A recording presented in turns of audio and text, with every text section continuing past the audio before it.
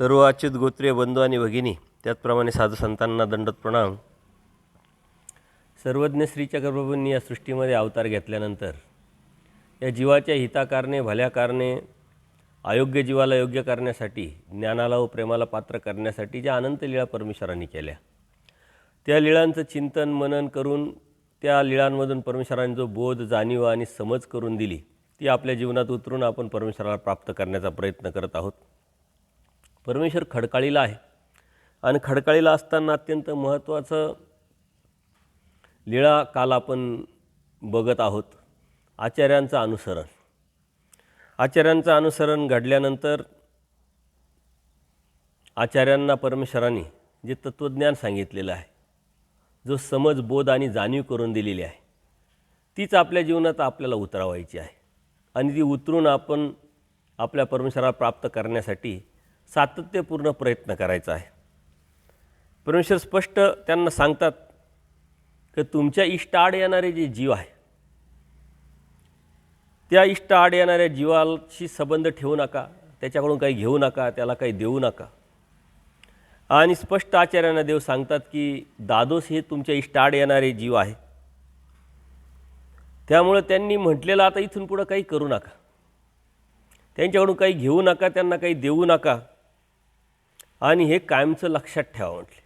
अत्यंत महत्त्वाचं परमेश्वराने आचार्यांना समज दिली, बोध दिला, जाणीव करून दिलेली आहे. तसंच आपल्यालाही अप्रत्यक्षरित्या परमेश्वराने सांगितलेलं आहे का आपल्याला आपल्या इष्टाच्या आड कोण येतं आहे, आजूबाजूला आपण बघावं, चिंतन करावं. ज्याला चार गोष्टीची समज आहे, बोध आहे, जाणीव आहे, तो आपल्याला प्रेरणा देईल. ज्याला बोध नाही, जाणीव नाही, अज्ञान आहे, स्वार्थ आहे, अभिलाषा आहे प्रपंचाची, तो मात्र आपल्याला अडथळे निर्माण करेल. वास्तविक ते अडथळे आपणच निर्माण केलेले आहात. पण त्या अडथळ्यावर मात करून परमेश्वराला प्राप्त करण्यासाठी आपलं सातत्यपूर्ण प्रयत्न करणं हे आपलं कर्तव्य आहे. अडचणी, अडथळे पूर्वकर्मामध्ये आपण जोडलेले असतात, त्यामुळं ते निर्माण होतात. परंतु निर्माण होतात म्हणून थांबून राहायचं का? त्यावरती मात करायची. आणि तेच आचार्यांच्या जीवन प्रणालीकडे आपण बघितल्यानंतर आपल्या लक्षात येईल. आचार्यांना अनेक अडचणी आहे, घरच्या अडचणी आहे, पूर्वश्रमीचे जे गुरु आहेत त्यांच्या अडचणी आहे, त्यांनी आबाईसांच्या माध्यमातून अडथळे निर्माण केले, ते यशस्वी नाही झाले. देवालाच चुकीचं सांगण्याचा प्रयत्न केला, देवाने त्यांना फटकारलं, समजावलं, जाणवलं आणि त्यानंतर मात्र आचार्यांना पूर्णपणे समज दिली काही तुमच्या इष्ट आड येणारे आहे, त्याच्यामुळं तुम्ही यांच्याशी संबंध ठेवू नका. आणि त्यानंतर अत्यंत महत्त्वाचा वज्रकिटकीचा दृष्टांत देवाने सांगितलेला आहे की वज्रकिटकी असते म्हटले, ती आपल्याला लागली त्यामुळं आतल्या आतड्याला खाज येते.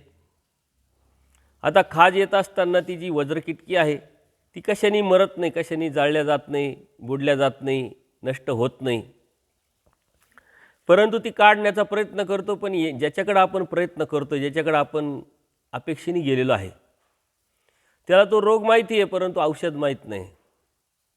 दुसऱ्याकडे जातो, त्याला औषध माहिती आहे तर रोग माहीत नाही.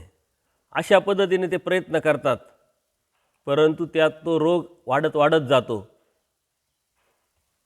परंतु असं आपल्याला कोण बघावं लागेल का त्याला वज्रकिटकीचा रोगही माहिती आहे, औषधही माहीत आहे आणि तोच आपल्याला या वज्रकिटकीपासून बाहेर काढेल. अर्थात अनादि अविद्या ही वज्रकिटकी आपल्याला जीवाला लागलेली आहे. ती काढण्यासाठी अर्थात या मुक्तीला जाण्यासाठी लोक प्रयत्न करतात. ह्या देवतेकडे जाय, ह्या ऋतुवैकल्य जाय, हे कर्मकांड कर, उपास तापास कर, परंतु तिथं जात नाहीच, ती नष्ट होत नाहीच. पण अधिक कर्म जोडून अधिक तो नरकात जात असतो. प्रत्येकजण म्हणतो मला मुक्ती पाहिजे, पण मुक्ती कोणापासून पाहिजे, कशी पाहिजे हे माहीत नाही. मुक्ती पाहिजे पण कोण देणार आहे हे माहीत नाही. म्हणून अंदाजाने भक्ती करणाऱ्यांची संख्या काही कमी नाही. परंतु ज्ञानवाचक जेव्हा आपण धर्म सांभाळून घेऊ, समजून घेऊ, जाणून घेऊ, त्यावेळेस तो परमेश्वर जो आहे तोच हा अनादि अविद्येचा छेद करतो आणि आपल्याला प्राप्तीला नेत असतो. हे जे वज्रकिटकी आहे ती अनेक उपाय केले तरी ती फिटत नाही, फुटत नाही, संपत नाही. परंतु तो प्रयत्न जो आपण अधिक करतो त्यातून अधिकाधिक नरकच होतात. मग परमेश्वरच कृपा करून कृपाशक्तीच्याद्वारे ती अनादी अविद्येचा छेद करतात, अर्थात ही वज्रकिटकी फेडतात आणि आपल्याला प्राप्तीला नेत असतात. म्हणून परमेश्वर भक्ती हे आपल्या जीवनाचं ध्येय असलं पाहिजे. त्या परमेश्वराने सांगितलेलं जे तत्त्वज्ञान आहे आपल्या जीवनात उतरवून आचाराच्या माध्यमातून परमेश्वराला प्राप्त करण्यासाठीच आपला उद्देश भक्तीचा असला पाहिजे. भक्ती ही मुक्तीसाठी असते. म्हणून त्या अनुषंगाने आचार्यांच्या माध्यमातून परमेश्वर आपल्याला ज्ञान, समज, बोध आणि जाणीव करून देतात. ते आपण आपल्या जीवनात उतरवलं पाहिजे. आणि मग भट्टोबासांना आता अनुसरण झालेलं आहे, देवाने समजवलेलं आहे. आणि भट्टोबासांना आता अनेक प्रश्न निर्माण होत आहे, चिकित्सा निर्माण होत आहे. आणि ते देवाला विचारतात की जी परमेश्वराला जो अनुसरतो त्याचं कशाचा त्याग करावा, त्यांनी कशाचा त्याग करावा. अनुसरण म्हणजे काय? धर्म हा त्याग आहे आणि अनुसरण हा त्यागच आहे. मग त्याग तरी कशाचा करायचा, सुरुवात कुठून करायची? अत्यंत महत्त्वाचं आचाराचं पहिलं सूत्र परमेश्वर सांगतात की स्वदेश सबंधू त्याज्य, स्वग्राम सबंधू त्याज्य, संबंधियांचा सबंधू तो विशेषता त्याज्य. संबंधी अधिकारू नाही म्हणले. का संबंधाचा अधिकार, संबंधाचा त्याग करायचा, तर तो संबंधाने अधिकार प्राप्त होत नाही.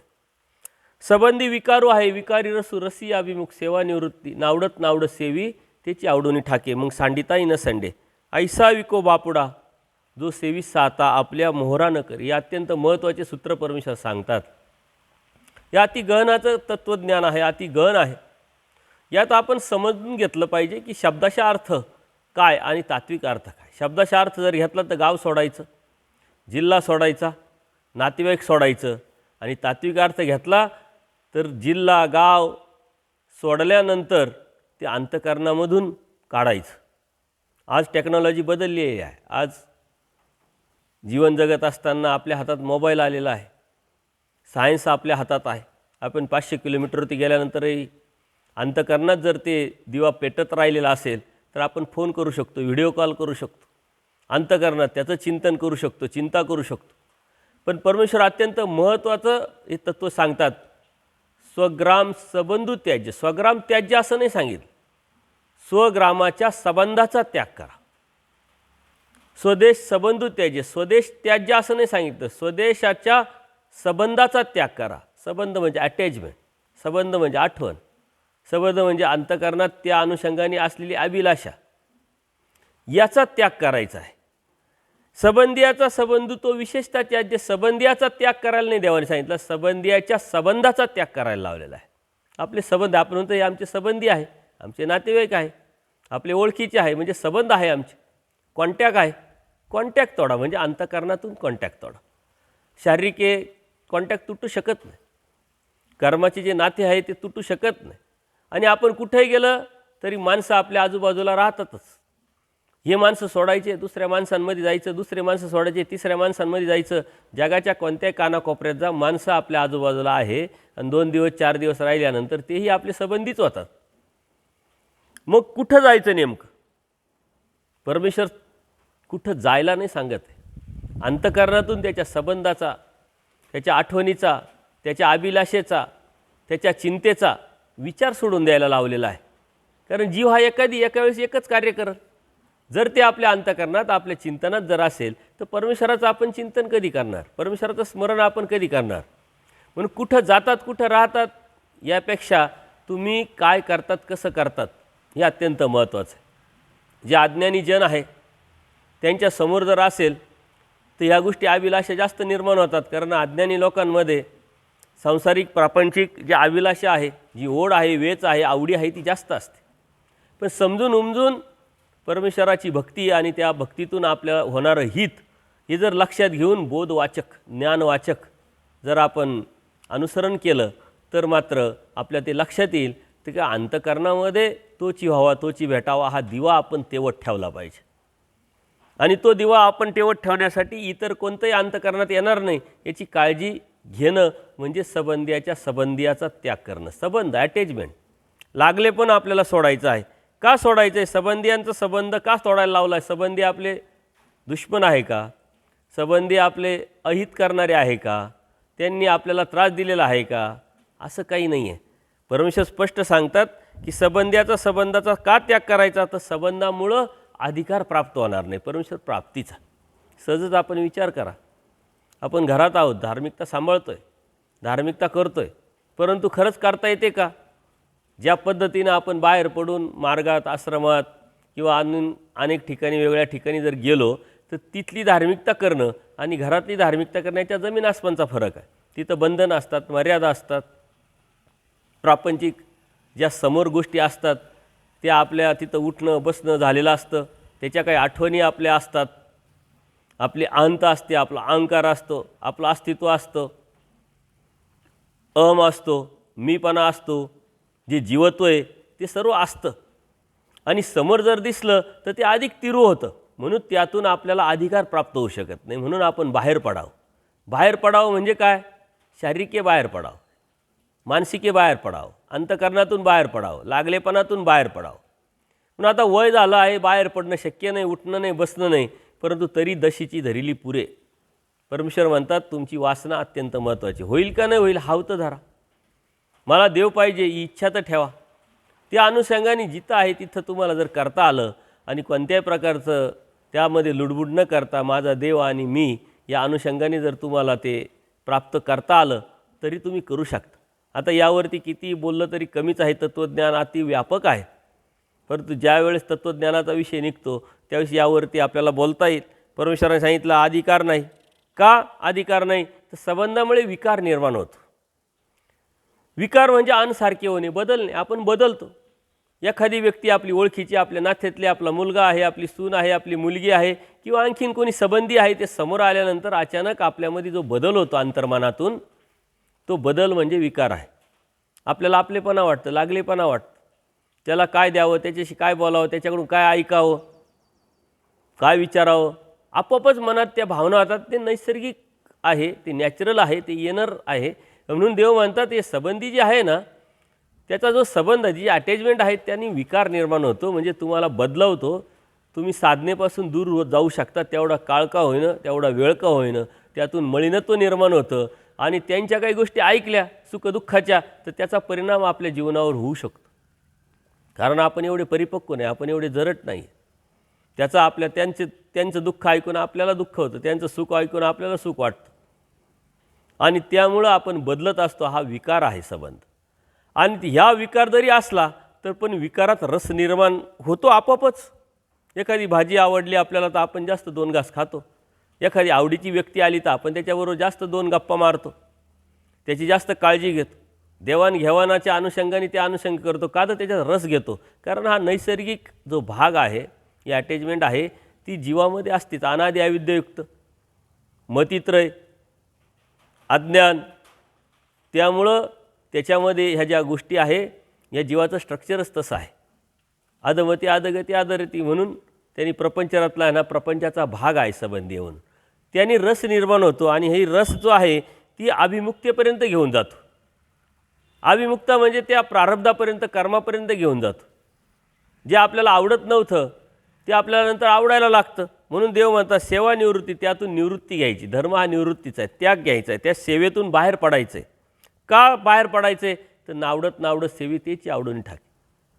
कधी काळी आपल्याला आवडत नाही आहे, ते आपल्याला राग येतो, आपल्याला द्वेष वाटतो, आपल्याला हे नको, आपल्या धर्माला हे अडथळे आहे, परमेश्वराच्या प्राप्तीला हे अडथळे आहे, असं म्हणून आपण नावडत का होईना आपण जर त्याला जवळ केलं आणि त्याच्या संपर्कात जास्त राहिलं तर तेच नावडून ठाके, त्याची आवडून ठाके, मग तेच आपल्याला आवडायला लागतं. एखादा पदार्थ आहे आपल्याला आवडत नाही, परंतु खायला लागला 2दा 4दा आपोआप आवडायला लागतो.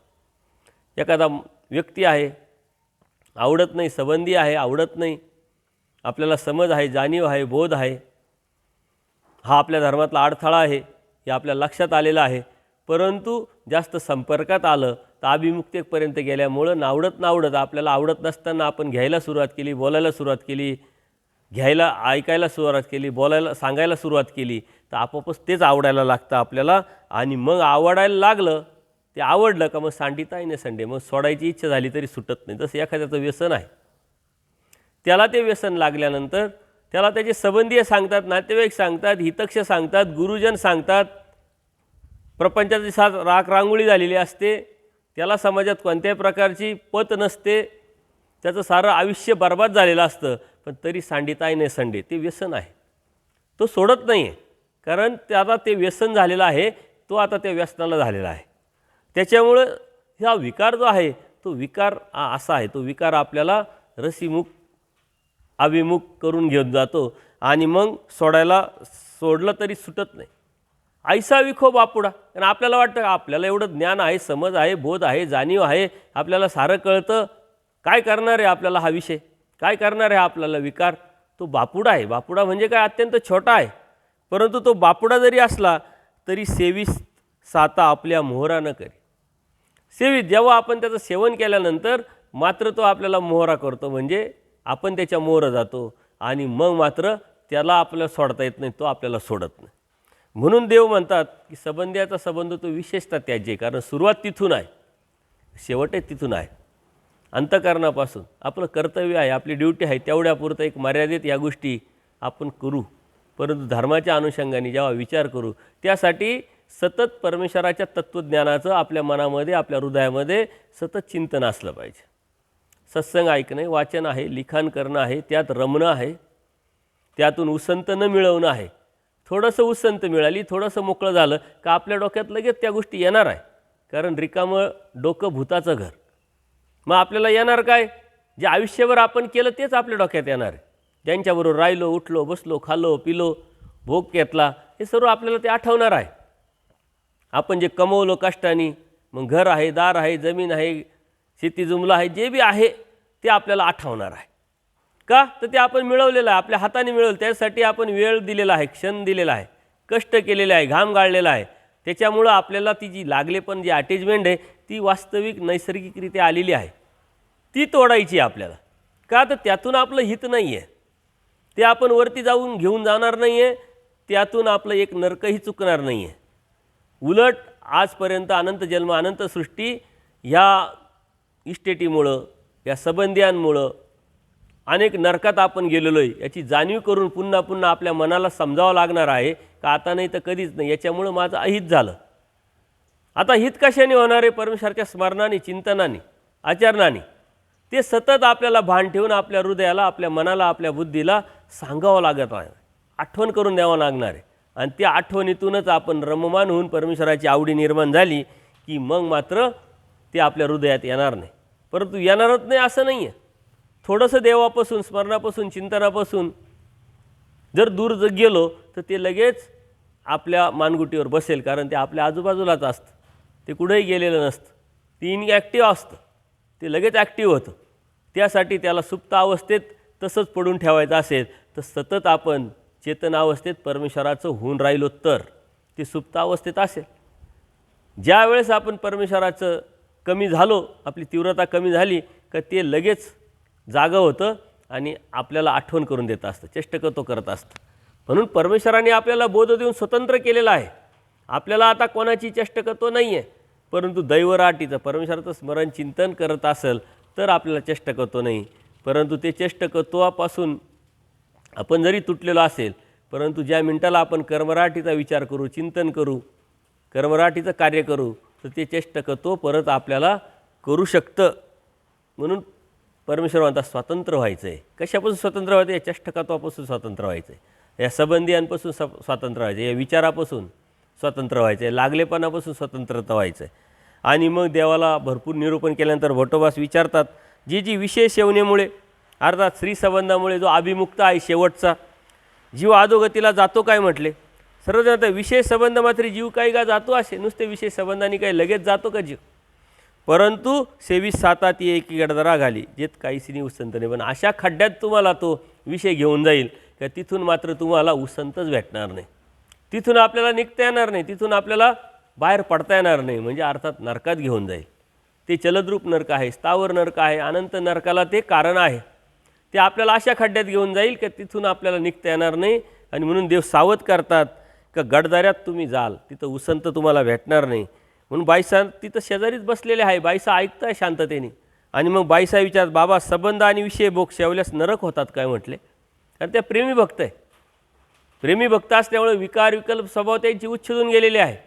परंतु एक उत्सुकता, एक चिकित्सा का हे जे लोक आहे की हे विषय भोग जर भोगले तर ते नरक होतात का, त्यांना नरकात जावं लागतं का.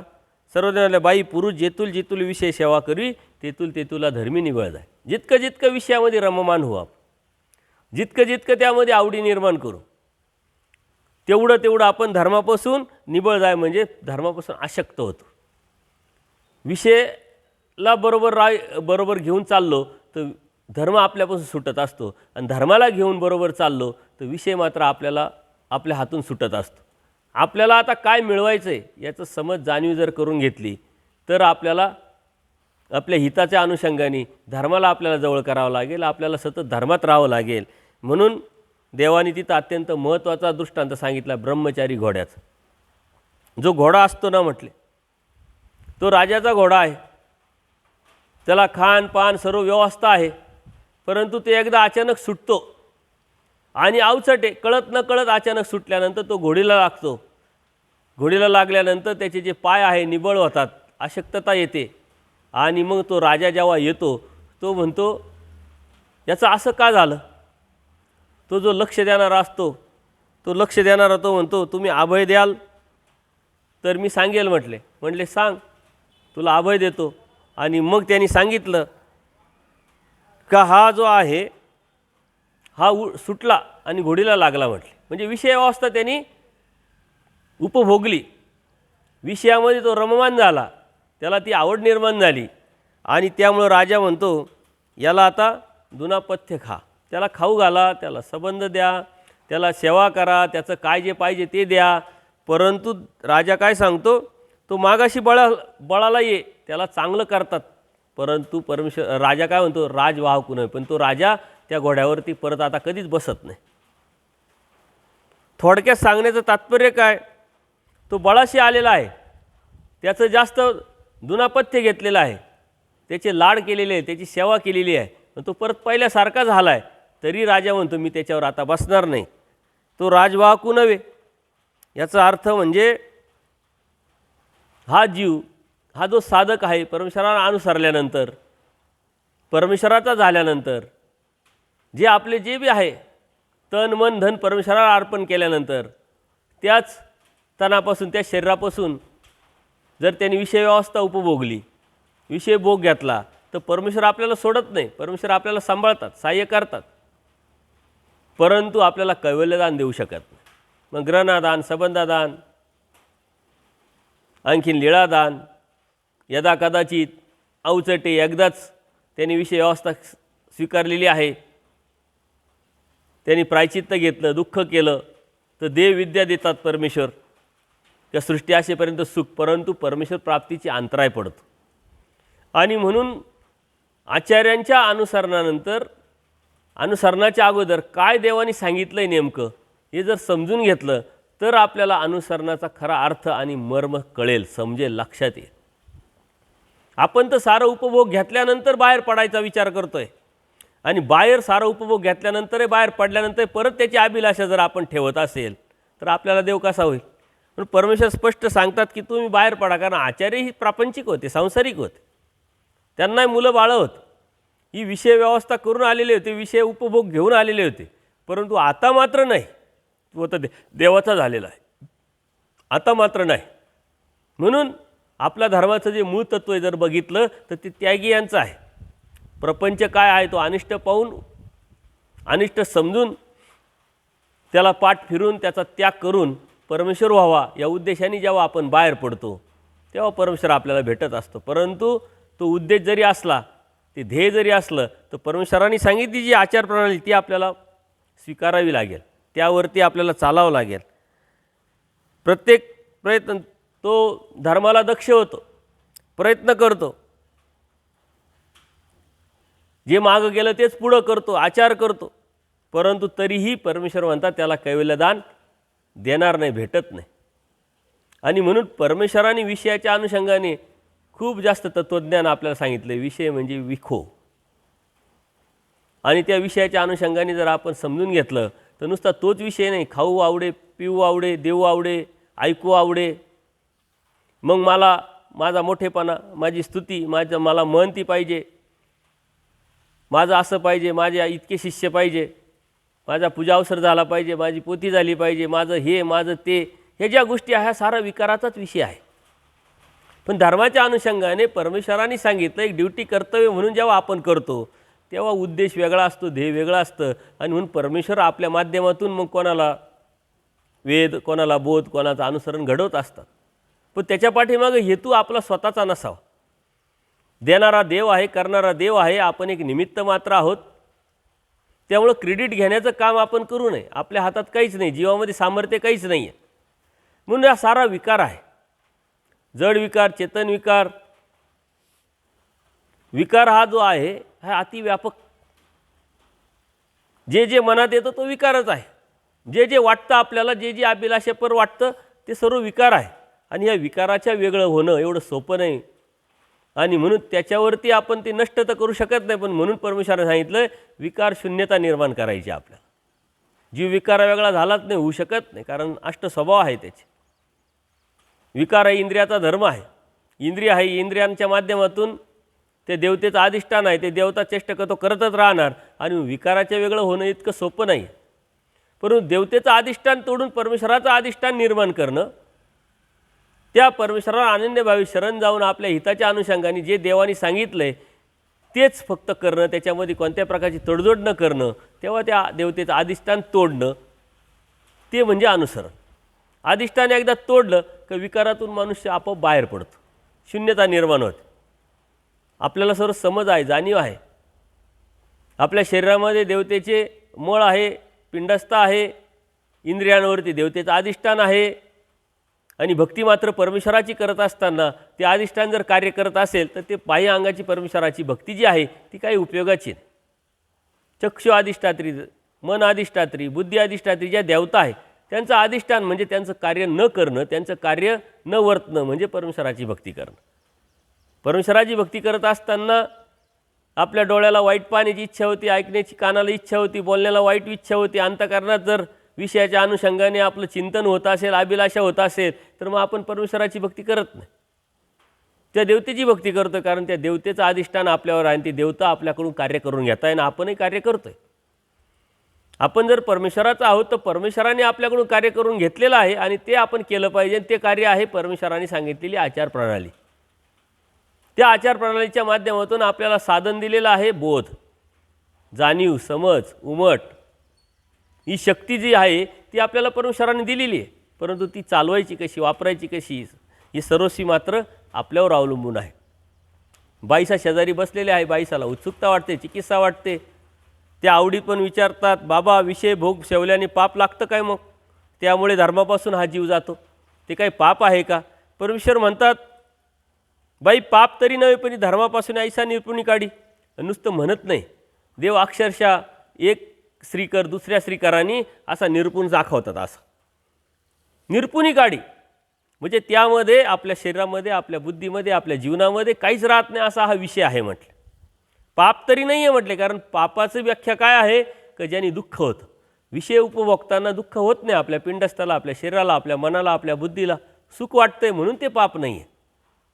परंतु ते जे सुख वाटतंय, ते अभिलाषा वाटते, तेच आपल्याला असं निरपून काढतं की त्या परत आपल्याला काहीच ठेवत नाही.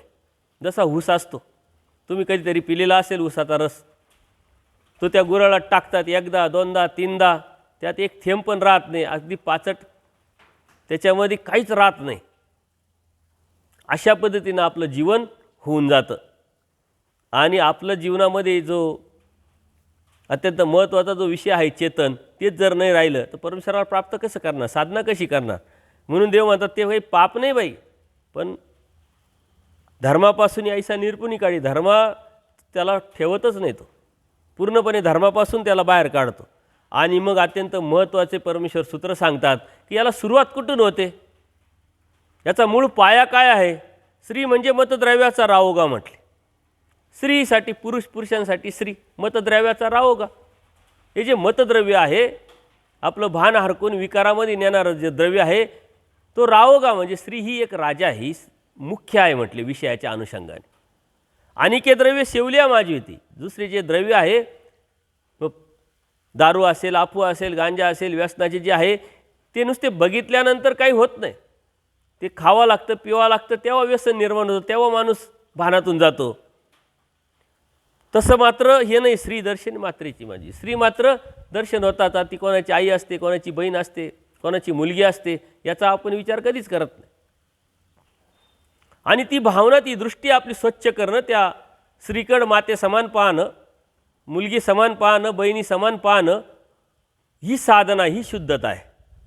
पण यदा कदाचित आपण साधना करत असताना, परमेश्वराची भक्ती करत असताना त्या स्त्रीकडे जर आपण विकारवश पाहत असेल, याचा अर्थ चक्षु अधिष्ठात्री देवता कार्य करत आहे.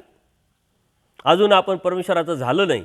आणि ती जी नजर आहे ती शुद्ध भावनेने जर त्या मातेकडं आपण माते समान पाहत असेल, मुलगी समान पाहत असेल, बहीण समान पाहत असेल, तर मात्र देवतेचं कार्य वर्तत नाही, परमेश्वराचं कार्य वर्ततं ना. आपण त्या धर्मावर आहे याचं लक्षण आहे. तसंच मनाचं आहे, तसंच बुद्धीचं आहे. ह्या ज्या गोष्टी आहे या आपण समजून घेतल्या पाहिजे का आपले इंद्रिय कसे कार्य करतात आणि ते कार्य कसं करतात त्यानुसार आपण ठरवतो आपण देवतेचे आहोत का आपण परमेश्वराचे आहोत. बाह्य अंगाने आपण तर परमेश्वराचे दिसतो, आम्ही देवतेची भक्ती करत नाही, आपण परमेश्वराचीच भक्ती करतो.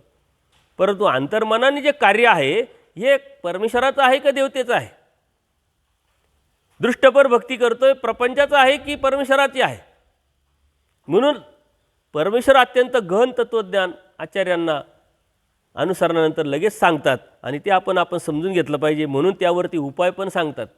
देव म्हणतात हे असं असं आहे आणि त्यावरती उपाय चित्रीची स्त्री न पाहावी, त्यासाठी उपाय चित्रीची स्त्री न पाहावी. याचा अर्थ आता देवानी काही स्त्रीला घाण म्हटलं का, वाईट म्हटलं का, नाही. तो स्त्रीलेपाचं वैशिष्ट्य आहे, स्त्रीलेपाचं लक्षण आहे. त्या अनुषंगाने परमेश्वराने सांगितलं की ते पाहता क्षणी जर तुमच्या मनामध्ये, विचारामध्ये, दृष्टीमध्ये विकार येत निर्माण होत असेल तर ते पाहू नका, तुम्ही असंग करा. बघितल्यानंतर आपाप मनात येईल, मनात आल्यानंतर आपाप चिंतन करल. म्हणून ही जी गोष्ट आहे हा उपाय म्हणून आपण बघायचा आहे. आणि देवाने स्त्रीला वाईट म्हटलं नाही, तो स्त्रीलेपाचा वैशिष्ट्य, स्त्रीलेपाचं गुण परमेश्वराने सांगितलेलं आहे. जसं पुरुषासाठी स्त्री तशी स्त्रीसाठी पुरुष, या अनुषंगाने आपण बघायचं आहे, घ्यायचं आहे. देव स्पष्ट सांगतात की चित्रीची स्त्रीसुद्धा पाहू नये, आकृती पाहू नये.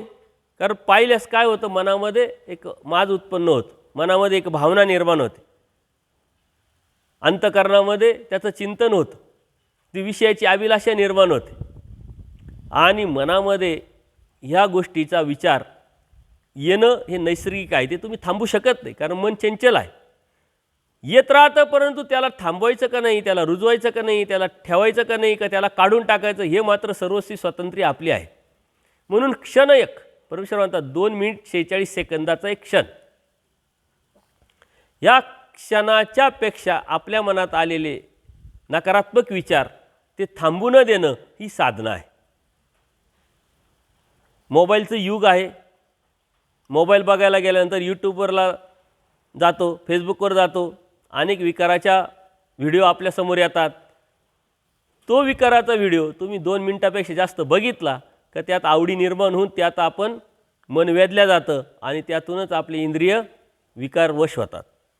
म्हणून कोणतीही गोष्ट बघताना, कोणत्याही गोष्टीचा विचार करताना, कोणत्या गोष्टीचा बोलताना, ऐकताना विकारवश जे आहे, नकारात्मक जे आहे, असंत जे आहे, जे विषयाच्या अनुषंगाने आहे, 2 मिनिटापेक्षा जास्त त्याला आपल्याजवळ राहून न देणं ही साधना आहे. ही परमेश्वराने आपल्याला उपाय सांगितलेला आहे. चित्रीची स्त्री पाहू नये म्हटली, जियेचं ऐकू हवे देखले अलग्याच्या मुनेवरी घाली. पण तीच स्त्री आयुष्यभर आपण राहिल्यानंतर त्या अनुषंगाने आपण प्रपंच करतो आणि प्रपंच केल्यानंतर धर्मापासून निरपून निघतो. तीच स्त्रीचं जर चेतनत्व गेलं, ती सरली, ती मेली आणि तिला सरणावर ठेवलं तर तिचं सर्वांग जरी आपण पाहिलं तरी आपल्या मनामध्ये ती भावना येत नाही. आपण आडपालो म्हणजे डोळे बंद करून किंवा तोंड लपून बाजूला निघून जातो. याचा अर्थ काय, चेतनत्व नसलं का मग आपल्या मनामध्ये तो भाव येत नाही. चेतनत्व असलं तर भाव निर्माण होतो. म्हणून अप्रत्यक्षरित्या परमेश्वर आपल्याला या वचनातून काय सांगतात की ह्या विषयाच्या अनुषंगाने आपल्यामध्ये अचेतनत्व निर्माण करायचे आहे आपल्याला. जोपर्यंत ते चेतनत्व आहे तोपर्यंत ते कार्य करणार आणि ते कार्य करत राहणार. तोपर्यंत तुम्ही धर्मापासून बाहेर पडत राहणार, नरक जोडत राहणार. अचेतनत्व विषयाच्या अनुषंगाने निर्माण करायचं. एवढं सोपं नाही. ही साधना, यालाच साधना म्हणतात. हीच धार्मिकता आहे, हाच धर्म आहे. हे तत्व, सिद्धांत, आचार, विचार प्रणाली आहे. आणि त्याच्यासाठी परमेश्वराने कितीतरी तत्त्वज्ञान सांगितले, त्याच्यावरती उपाय सांगितलेले. आचार्यांना भरपूर निरूपण केल्यानंतर भट्टोबासांनी विचारलं, जी पुरुषाला आणखी काय काय माजवत असते म्हटले. हे विषय झाला, स्त्री झालं, परंतु अजून काय आहे का त्यावरपासून आम्ही जपून राहिलं पाहिजे. आणि अत्यंत महत्त्वाचं तत्त्व परमेश्वर सांगतात की स्त्री दर्शने माझी, द्रव्य अस्तित्व माझे. स्त्री तर दर्शनाने माज निर्माण करते, स्त्री दर्शनाने विकार निर्माण करते, तुम्हाला बदलवत असते, धर्मापासून दूर नेत असते. पण द्रव्याचं अस्तित्व तुम्हाला माज निर्माण करतं, धर्मापासून घेऊन जातं. अस्तित्व म्हणजे आपल्या खिशात नाही आहे, मला भेटणारे पैसे, मला येणारे किंवा माझ्याकडं आहे, हे अस्तित्वसुद्धा आपल्या मनाला विकारवश निर्माण करतं. आणि ते स्त्रीपेक्षाही पैसा हा स्ट्रॉंग आहे. कारण पैशांनी स्त्री घेता येते, पैशाने विषय घेता येतो, पैशाने उपभोग घेता येतो. उलट जिथं पैसा आहे तिथंही विषय आहे. म्हणून स्त्रीपेक्षा पैसा स्ट्रॉंग आहे. आणि पैशाच्या बाजूला राहणं, पैशाला जवळ न करणं, ही साधना परमेश्वरापर्यंत आपल्याला घेऊन जाणारी आहे. आणि आजची परिस्थिती सर्वांना माहीत आहे, पैशाशिवाय काही चालत नाही. परंतु गरज, मर्यादा किती आहे आणि खरंच आहे का गरज?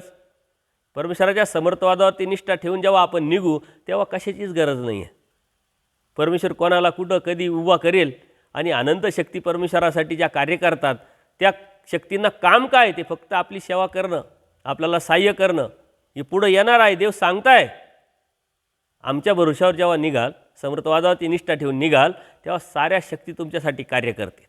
पण आमच्या भरोसा, आमच्या समर्थवाद निष्ठा नसेल तर एकही शक्ती तुमचं कार्य करू शकत नाही. आणि त्यावेळेस मात्र तुम्ही धर्मात राहणार नाही. म्हणून परमेश्वर म्हणतात, द्रव्य अस्तित्व माझी, द्रव्यानी अस्तित्व मान निर्माण होतं. आणि म्हणून द्रव्यनी हा जीव धर्मावरून जातो. पक्षकार तर हे सांगतात का स्त्री ही एक प्रोसेस आहे, त्याला वेळ लागेल. विषय ही एक प्रोसेस आहे, त्याला वेळ लागेल. पण द्रव्याने लगेच जीव जातो. म्हणून द्रव्य हा स्ट्रॉंग आहे. अशा प्रकारे ब्रह्मविद्या, देवताविषयक, पारलौकिक, ऐक ज्ञानाचं निरूपण परमेश्वराने आचार्यांना केलेलं आहे. आचार्य प्रश्न करतात, चिकित्सा करतात. बाईसा शेजारी आहे, त्यांनाही एक वेगळंपणा वाटतोय. त्यानंतर बराच वेळ परमेश्वराने निरूपण केलं, त्यांच्या प्रश्नाला उत्तर दिलं. त्यानंतर पूजा अवसराचा वेळ झाला. बाईसांनी देवाला विनंती केली, देवा पूजा अवसराची वेळ झाली आहे. किती तत्त्वज्ञान गण असलं, चालू असलं, बाईसा मात्र आवडीतून फक्त आणि फक्त देवाचं चिंतन करतात. अत्यंत गण चर्चा चालू आहे, परंतु बाईसा भानावर आहे. बाईसा म्हणते पूजा अवसराची वेळ झाली. आणि मग देवसुद्धा अभिमान घेतात, आता मी बाईसांचा देव होईल. मग देवाची पूजा अवसर होतो, आरोगणा होते, गुळा होतो, पौड होतो, उपोड होतं. आराम झाल्यानंतर दुपारची वेळ आहे. सर्वज्ञ आसनावर उपविष्ट झालेले. तेव्हा भट्टोबास म्हणाले, जी मी मुंडन करील, आता मी भिक्षा करीन. कारण अनुसरण झालं आहे, मुंडन करण्याचं, भिक्षा करायची. आणि देवाला ते आठवण करून देतात, देवा आम्ही जालन्यावरून ज्यावेळेस परमेश्वरपुराला गेलो त्यावेळेस तुम्ही आम्हाला सांगितलं होतं का तुम्ही परमेश्वरपुरावरून जाऊन या, मग आम्ही तुमचं मुंडन करू. आता गोसावींनी म्हटलं होतं, आता ते खरं करा. एक लीळा होऊन गेली, आचार्यांचे केस वाढलेले होते, उवा निघताय, देव स्वतःहून त्यांना मुंडन करायला लावताय, परंतु त्यांनी मान्य केलं नाही, त्यांनी केलं नव्हतं. अप्रत्यक्षरित्या देवाला त्यांना त्याच वेळेस अनुसरायचं होतं, अनुसरायला लावायचं होतं, परंतु ते केलं नव्हतं. जीवाचं असंच आहे, परमेश्वर संधी देतात, परंतु आपण नाही म्हणतोय. आचार्य भाग्यवान का देवाने स्वतः त्यांचं करून घेतलं. आणि मग आता एक वेळ असं होतं की आचार्य नाही म्हणत होते ना, आता आचार्य स्वतःहून म्हणतात की देवा तुम्ही म्हटले होते, आता ते खरं करावं, मुंडन करावं आमचं. आचार्यांनी श्रीचरणावर मस्तक ठेवलं, सर्व म्हणले उठा, या मग मुंडन करून या, जा आता. त्यावेळेस स्वतः देव करत होते, आता म्हणतात जा तुम्ही करून या. भट्टोबास गेले, मुंडन करून आले, श्रीचरणावर मस्तक टेकवलं, दंडोत घातले. आणि मग देव म्हणतात, आचार्य म्हणतात, जी मी आता भिक्षेला जाईन. आणि मग देवानी भिक्षेचे आचार, भिक्षेचे तत्त्व, भिक्षेचे सूत्र आचार्यांना सांगितलेले आहे आणि त्यातूनही खूप मोठं तत्त्वज्ञान परमेश्वरांनी आचार्यांच्या माध्यमातून आपल्यापर्यंत दिलेलं आहे. आचार्यांना परमेश्वरांनी समज दिली, जाणीव करून दिली. याच्या पाठीमागं आचार्यांची चिकित्सा पण आहे, आचार्यांची तळमळ आहे, आचार्यांची वासना आहे. तशी वासना आपण आपली करावी का देवाने आपल्यालाही उमट द्यावा, जाणीव करून दिली, बोध द्यावा, समज द्यावी आणि देवाने आपल्याला दिलेली आचार्यांच्या माध्यमातून ती आपल्या जीवनात जर उतरवली, त्यात कोणत्याही प्रकारची तडजोड न करता, कॉम्प्रोमाइज न करता त्या परमेश्वराचा भेट मिळवण्यासाठी प्रयत्नपूर्वक, सातत्यपूर्ण प्रयत्न जर केला तर नक्कीच परमेश्वर आपल्याला भेटेल. सर्वज्ञ श्री चक्रधर स्वामी की जय. दंडवत हो.